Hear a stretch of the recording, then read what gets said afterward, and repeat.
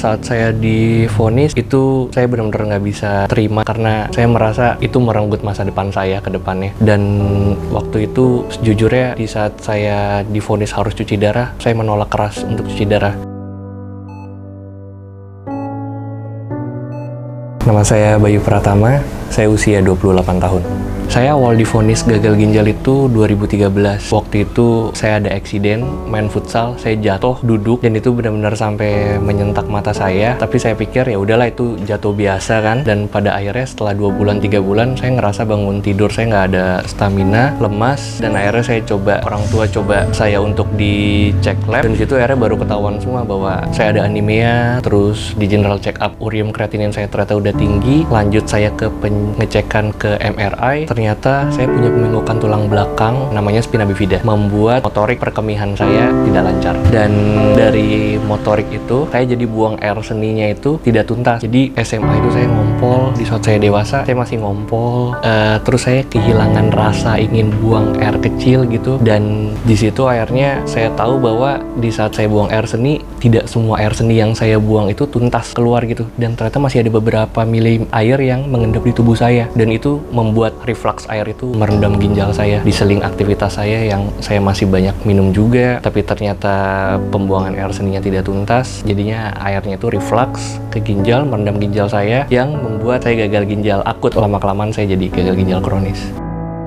Pertama kali itu saya bikin kateter dulu, double lumen. Waktu itu saya dibikin kateter, awalnya mau dibuat yang permanen dalam jangka waktu 1 tahun lah, yang lama. Tapi saya menolak, saya minta untuk dibuatkan kateter yang masa expirednya 3 bulan, lalu jelang 1 minggu saya langsung operasi Simino. Karena Simino ini kan nggak bisa langsung dipakai, jadi dia harus ada latihan dulu untuk munculkan desiran darahnya. Selama 2 bulan, 3 bulan awal saya HD, saya pakai kateter double lumen dulu. Setelah Siminonya siap untuk dipakai, baru saya copot.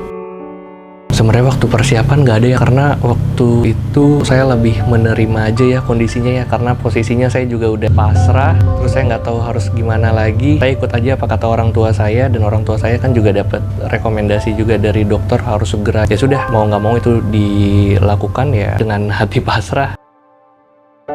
Jadi waktu berjalannya kurang lebih 2 atau 3 tahun ya, di Simino saya ini ada pembengkakan. Jadi di avesan saya ini aliran darahnya itu dia tidak lancar, bisa dibilang mampet. Waktu itu terjadi pembengkakan, air tangan kiri saya itu lebih besar 2 kali lipat dibandingkan tangan kanan saya. Namun akhirnya itu lumayan proses panjang, sampai akhirnya saya proses balon untuk membuka jalur darahnya.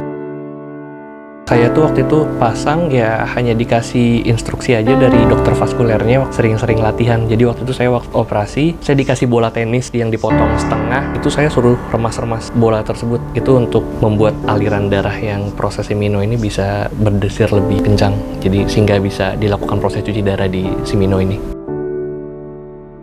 Sebenarnya latihan itu dilakukan setiap saat, kemanapun aktivitas saya, pasti saya selalu bawa bola Simino itu. Kemanapun saya genggam, sampai akhirnya saya merasa aneh sendiri. Yang tadinya habis operasi itu kok nggak ada desiran, kok tiba-tiba 3-4 hari kok mulai ada getaran di tangan saya. Itu buat saya agak, saya merasa beda nih ya dari orang-orang normal pada umumnya gitu loh. Ada apa ya?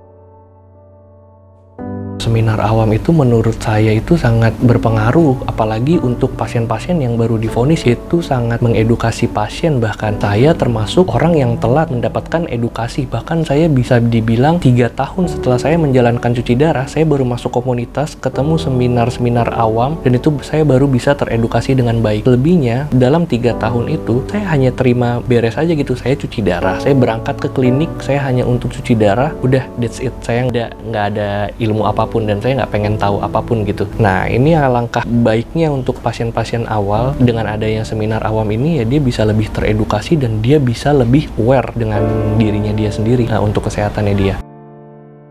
Saya pribadi, saya hanya menanamkan 2 hal pokoknya. saya harus ikhlas dan harus sabar. Udah itu aja. Anggaplah apa yang menjadi sakit saya ini sebuah pengguguran dosa untuk saya. Waktu itu memang saya sempat hilang semangat ya di saat saya divonis cuci darah. Awal banget yang membuat semangat saya bangkit adalah saya waktu itu ke RSCM, terus saya sempat ke unit HD-nya di RSCM, dan itu saya ngelihat satu ruangan di mana ruangan itu adalah ruangan tempat hemodialisa anak. Dan di situ saya benar-benar berkaca sama diri saya sendiri bahwa di saat proses cuci darah itu, anak-anak di bawah 10 tahun mereka masih bisa riang, ketawa.